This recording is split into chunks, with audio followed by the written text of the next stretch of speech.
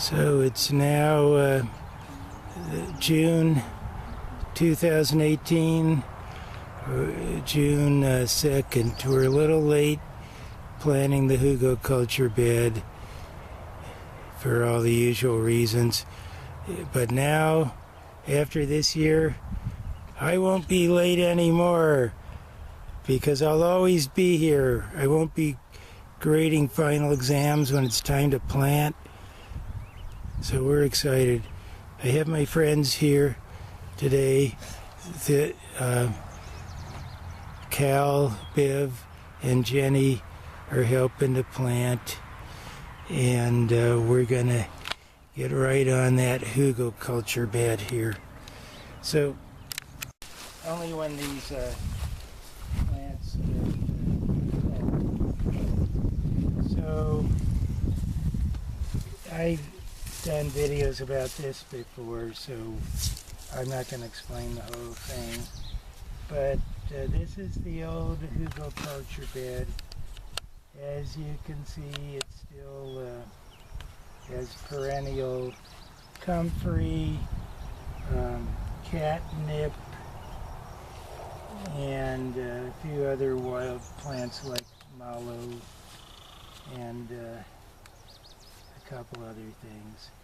And those all work to keep the dirt from eroding off the side, so I don't have to build a wooden box around it. It's contained by the roots of especially the comfrey, the most vigorous of all the plants here. And the comfrey's drawing nutrients from deep inside, and also as you break off pieces and put it here, like these decomposing comfrey leaves are putting nutrients back in. There's a nice cycle that happens. I've got some kale that sprung up from last year. I didn't know it would, I didn't even know I hadn't harvested it, but you can see that kale is just survivors from last year, and we're going to plant some more kale seeds. So before we start planting, we're just going to make a little room and level this shelf a little bit. And it's at a nice condition right now for doing that because it's been getting so much rain. If it's too dry, you know, you get a little erosion. It spills over, but right now it's still kind of sticky. So we'll do things like this. We'll grab some quack grass and try to pull out the root. I could get a digging tool and dig it, but I don't want to disturb the ground too much. We'll pull some of this comfrey out, just enough so we have room. And you can just dump it on the side, on the ground, because it's going to draw those nutrients back into the hugelkultur bed, and it makes a mulch too along the ground. So many great things this comfrey does for the hugelkultur. And we leave some of them just to provide shade for the plants as they grow. So again, as I was saying before, it's never about eradication. We're never out to get rid of any species. We're out to create and maintain balance so that all these different species in this biodiverse community can nurture each other, live together in harmony and all of that. So we'll go around. Yeah, and like I said, we don't need clippers for this. We'll just use our fingers. And even for the leveling, you can use your fingers, or what we're gonna, let me just show you that. Grab one of these little trowels, and so I can take like this comfrey and break it up and mix it right into the ground. What I want to do is have a level shelf that encourages the water to sink down rather than run off. That's what we're trying to do. Here's a little baby catnip. And I'm just feeling right now that I'm going to let that stay there. A lot of this is done by feeling. It's not too crowded yet. Here's a bunch more of that catnip. See, I went in and all of this comfrey and catnip was like a couple of feet tall about a week and a half ago. And I came in with the shears and cut it back. I took a lot of it to the compost at Free Cycles and for the trees there. So yeah, this is what we're going to do now, and then we'll come in and plant seeds in the open spaces. So yeah, I just kind of work that right into the soil and pack it. And so I'm right now the only cultivated crop we're worrying about is the comfrey. So yeah, just don't pull up any, not comfrey, did I say comfrey? You did. Kale, I'm sorry. So we'll, yeah, break it off. You don't have to pull it out. You don't need the root? Nah, because those roots are doing a good job there, carrying nutrients up and down the compost bed. If some of them do come out by the roots, especially in a place where they're crowding, that's fine. Mm-hmm. And you can grab one of these if you see them too crowded and just intentionally pull out the roots. Mm-hmm. You know, maybe I think there's too many cats. Now the thing about that is if you see it starting to pull out your cultivate, you need to stop. Right now it's just pulling out a comfrey right next to it. I call it kale comfrey. That's, I get my grandkids' names mixed up too, so the kale shouldn't feel too bad about that. So there you go. I thinned it a little, didn't eradicate anything. And look what I discovered when I pulled that up. I've got an old mustard green plant. Used to have some mustard in here. I'm going to take out this withered mustard leaf and this will grow. Mustard's one of those things that makes a lot of little tiny seeds, and if you stop planting it, you'll keep getting more anyway. You never really get rid of mustard, and who would want to? It's got a nice spicy taste to it too. It's a green, it has a little kick to it. But if you aren't careful, you'll have too much mustard. Now here's a morning glory. I like to take them out mostly, these little, especially when they're little like this, they come out real easy. They tend to grow real fast in the heat of summer and will wrap their vines around your plants. So again, I'm not like going through here trying to eradicate every morning glory I see. But where it's crowding places where I'm going to plant seeds, I'll take some out now. I'll take some more out later. I'll always be coming back all the time. I'm telling my plants, I'll never leave you.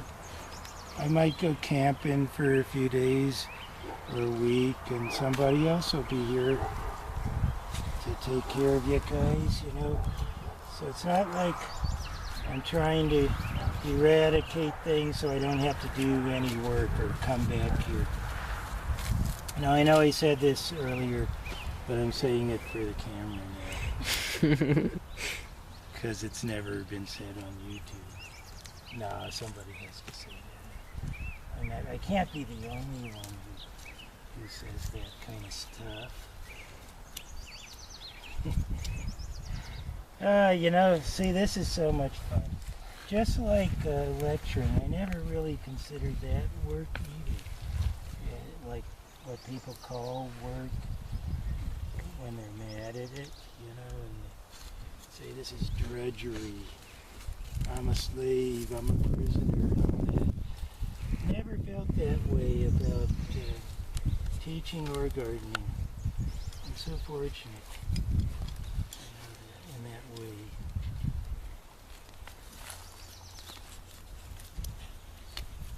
Nice.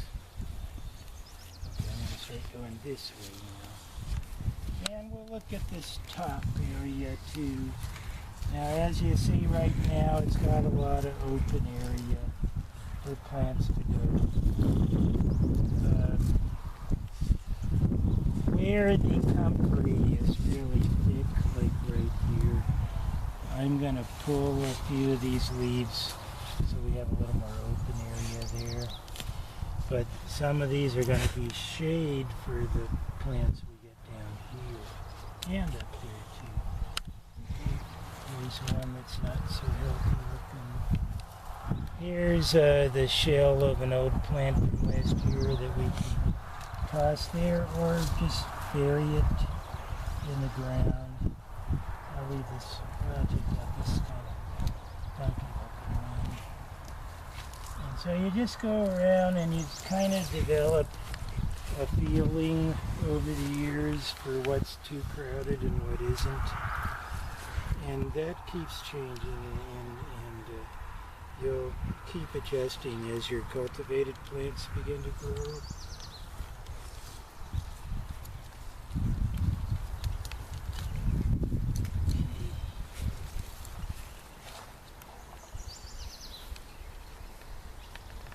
When they flower, attract a lot of pollinators. They're wonderful for that. So do the comfreys. Bumblebees especially like comfrey flowers. There's many more pollinators than just honeybees. And even flies do some pollinating. A lot of people aren't aware of that. And little tiny wasps and bees that a lot of people aren't even aware of are out here pollinating stuff.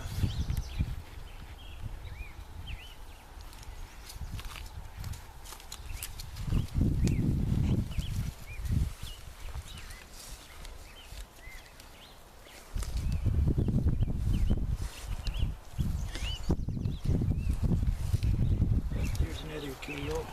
Nice. Glad you're here. Is that a rough winter for you? Do you want this extra leaf pulled off, I think? You'll need to send energy down there.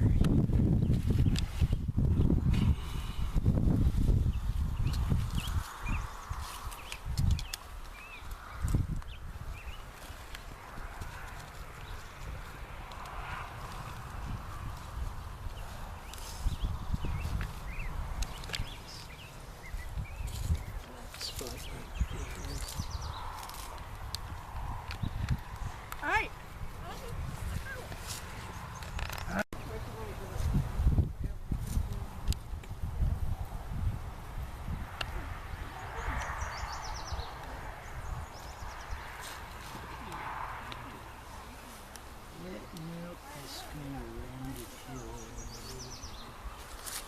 Nice little shelf right there.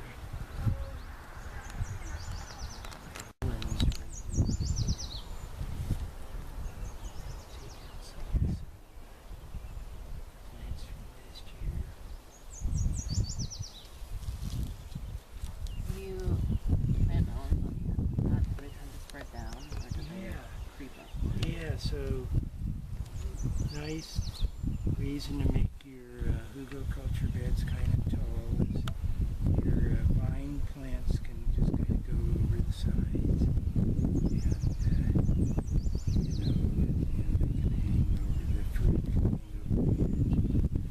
Yeah, so put melons on the top too in some spots. Oh, where did I put all my seeds? Oh, they're on the porch. So the things I was thinking of planting are Swiss chard was one of them, radishes and beets, because we're kind of late with the planting, and radishes and beets have a short gestation to maturity time. They'll have plenty of time to get ripe.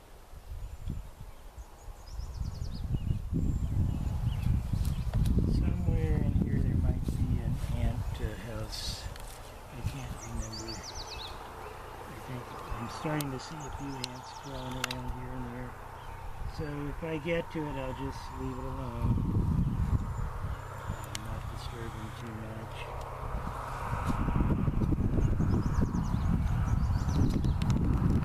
Natural indentation here in the upper level. It's like a little cave-in or something. So I can make two levels. Here, make a spot right there, and then a shelf below it. Or I could make one big shelf. It's kind of an artistic process, you know. I feel like I'm kind of doing sculpture along with this. How about that? Because I used to be a artist, sculpture guy. When I was young, carver, and did some ceramic work.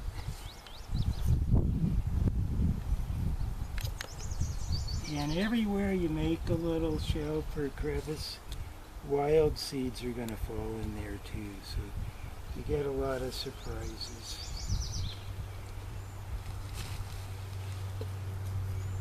We're creating habitat. That's what you do everywhere. You cultivate. Unless you're one of the people that destroys habitat in your farm. They all are creating some kind of habitat, like habitat for toxic Roundup Ready plants.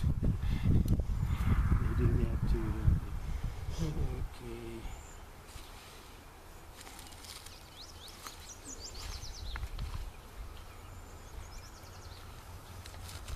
Picking them up and softening the ground to give the seeds a nice little place to rest.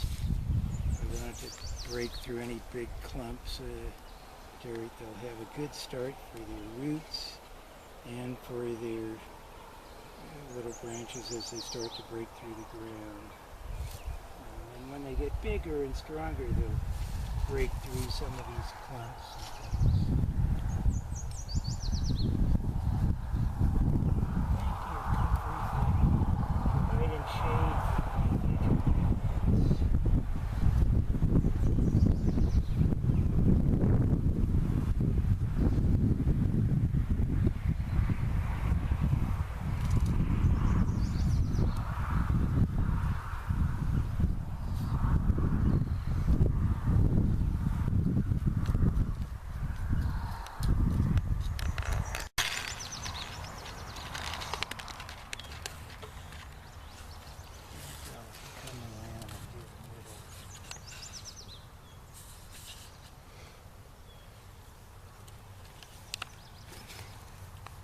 I probably should make my little signs and start sticking those in the ground before I forget everything.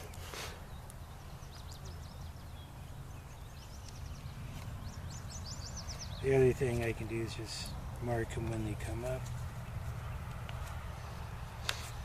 Yeah, I'll do it that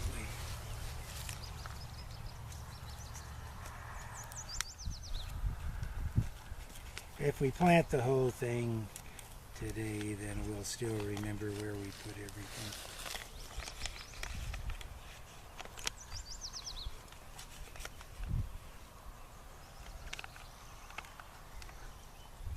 I usually have a couple of tomatoes in here. Nice. I could have them down here too. Okay. Nothing's planted right here, right? Nothing up until that line is. Which line? This line. Okay. So I just wanted to rest my foot and felt my back cold earlier. So I'm going to put some carrots up.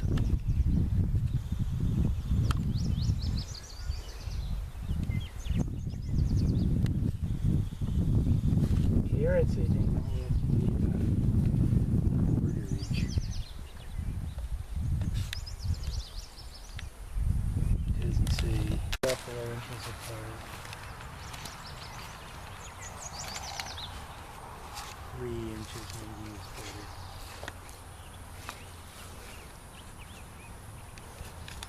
Little tiny delicate seeds.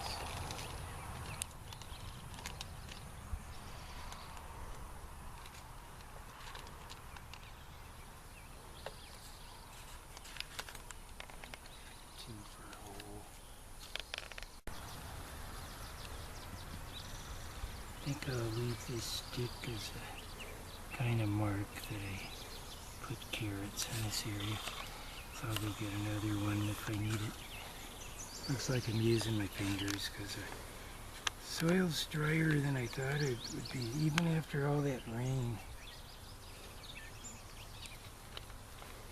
You can feel the moisture underneath, but the top inch or so has gotten kind of dry.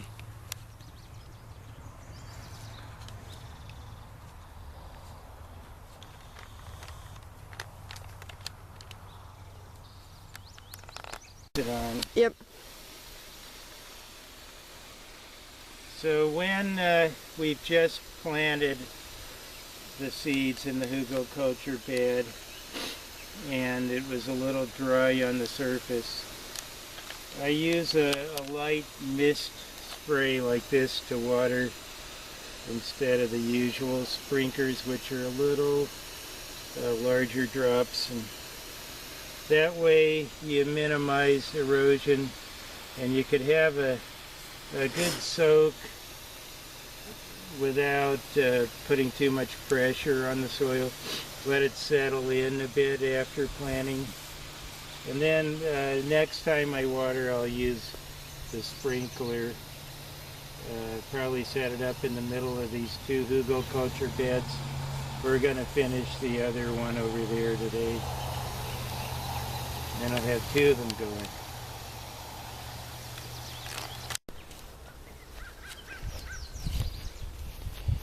So it's now about a week after we planted this hugelkultur bed number 1, and as you see, a lot of things are coming up now.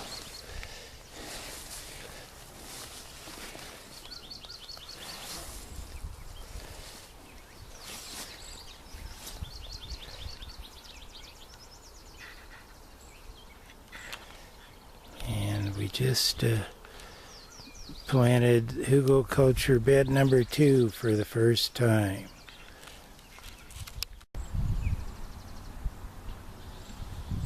So as I was saying, we just planted hugelkultur bed number 2 here for the first time, and put some signs in. Bigger signs than we used to have, but they can also work as shade blocks. So, as I was saying on the last one, the first few times I water these after I plant, maybe for a week or two, I just stand with a hose spraying them instead of using the sprinklers to limit any erosion or rough treatment of the seedlings. And some people probably wonder, why the heck would I stand there with a hose watering these things when you have all these modern inventions and sprinklers and drip lines and sprinklers with timers and all that. Well, I like to spend time with the plants. It's kind of an honor to me to be able to come out here, just like I don't eradicate plants that I didn't cultivate, or just keep a balance with them. That these plants love and deserve our attention and our time. And So I will keep coming out here and spraying them and with a gentle mist of a hose and do it in a loving way.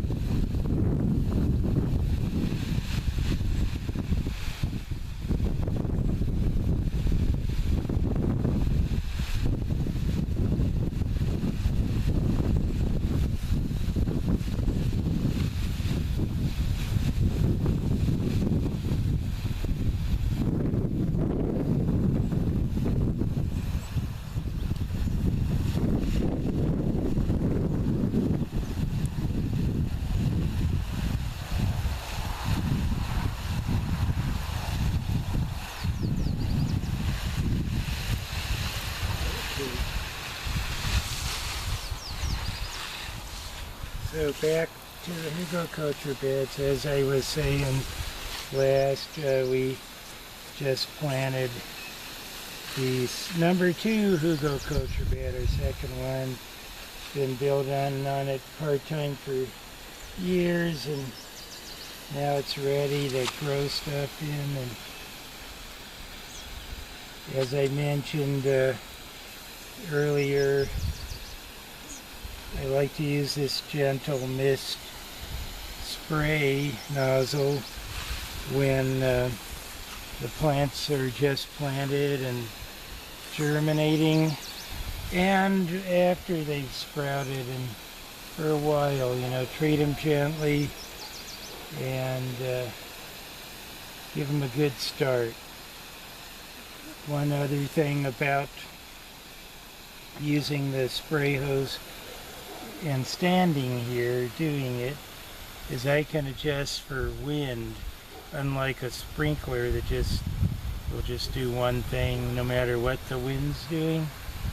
I can move this with the wind and make sure it's just watering this area and not going off the mounds to somewhere else, like a sleeping dog or something else.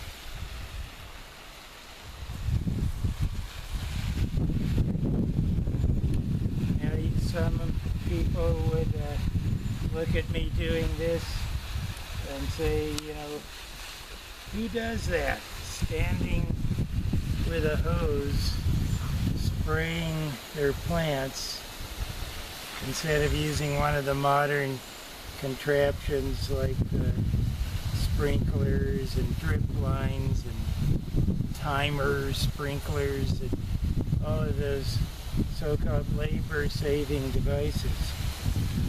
Well, some people like me, I like spending time with my plants and watching them, talking to them, and the labor here is interactive, you know. I work for them, they work for me. We're all sharing life. And I think the plants like that. They like to be nurtured, cared for, appreciated, loved, like all beings of all species. I can't think of much better way to spend my time. I'm not in a hurry. Time isn't money to me, it's just time. Money isn't much anything anyway. I like to get away from using money and just live life in a natural way. The other thing about spending time with the plants and all the other species around here is I like their company. There's never been any plant or tree or any being of any species who's hollered out a racial epithet at me or told me I didn't belong here or wasn't wanted here. On the contrary, the plants seem to like having my company, like I like theirs. Plants will never lie to you. They'll never try to sell you something you don't need. Nature of all species always tells the truth. When you learn from nature, the voice of nature, you're always learning truth. That's another reason I like spending time with these beings in their company. I can trust nature. I know what to expect from nature. In spite of the climate change and the surprises we're getting from there, there's still a certain amount of predictability and promises made between me and the natural world. So it's a very fine relationship. It's a different way of looking at work than most people in this capitalist predatory society look at work. I look at it as shared relationship, as interaction.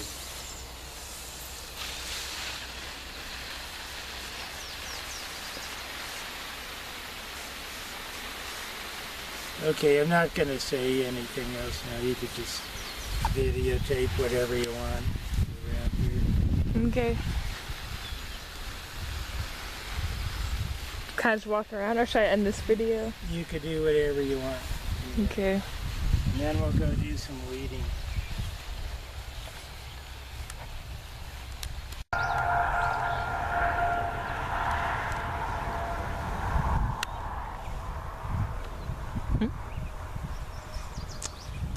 The great outdoors. Da, da, da. It's so beautiful here and tranquil. I love it. Grandpa watering. Max playing, or laying there, I guess, since he's all hurt.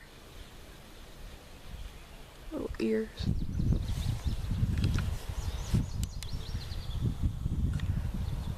Old willow tree. It's pretty tall now. The willow tree at our house is pretty tall too. It's getting there, definitely. It's weird to think how long we've been here.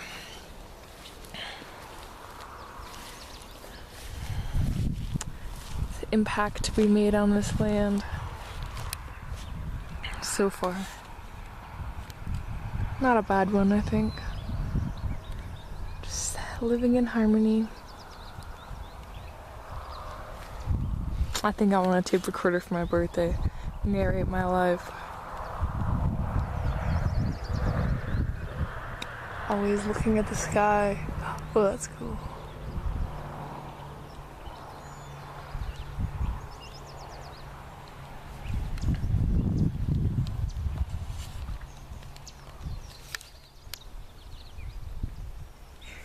I just got a haircut. I had to show that off. I don't know if you could even see me or not. Oh.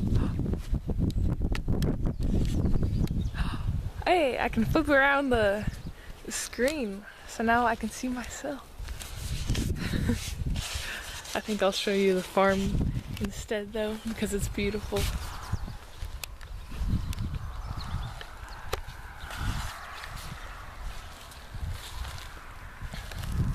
That's gonna be so much food. As long as we put the energy into it, it'll give us energy back. Which is amazing. Alright, signing off, Cora.